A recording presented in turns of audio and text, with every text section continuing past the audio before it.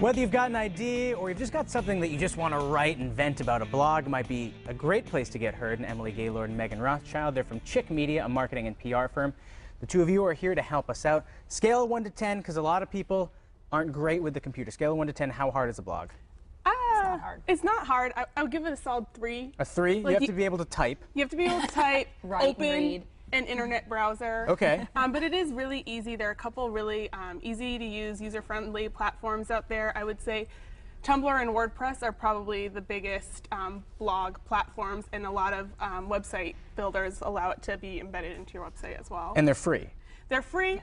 If you want to remove their handle, so you don't want it to say .wordpress or something like that, there's usually a fee.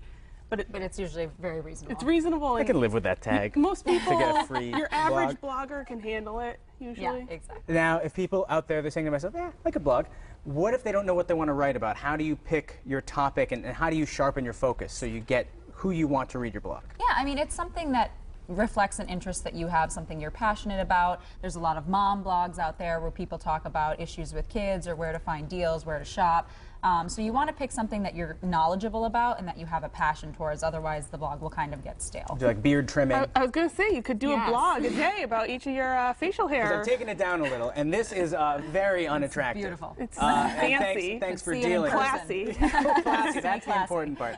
Now, these days, too, you can have written content. Traditionally, blogs are all written content, but you were saying it's important to have video content on there, too. Yeah, I mean, we know that video gets a lot more interaction than just regular written words, so it's really nice to have video because it adds an element of visual stimulation for your followers. I think having both is important, though. I think the thing that you should really think about and why blogs are so important is when people say things are so last season, that's the point of your blog, is it's there forever. So in layman's terms, that means you basically have a catalog of things you've put on the internet for as long as you've had your blog, which means if you're someone who writes about beard trimming on the daily, eventually, if you use the same keywords, you know, beard, goatee, we're going really far with this, but those keywords are going to start linking to your blog. So having a catalog of those keywords is really important, but then you want the visual piece and the interactive piece to engage your audience as well. Well, you're saying keywords, and I mean, I know from doing a little of our web stuff how keywords work. How can you make it so that it gets out there? So when you Google something or you Bing something or whatever the kids are doing, it comes to you. How do you make it? There's a billion blogs out there. How do you make them come to yours? You can actually subscribe to, you can have an RSS feed where people can subscribe to your blog.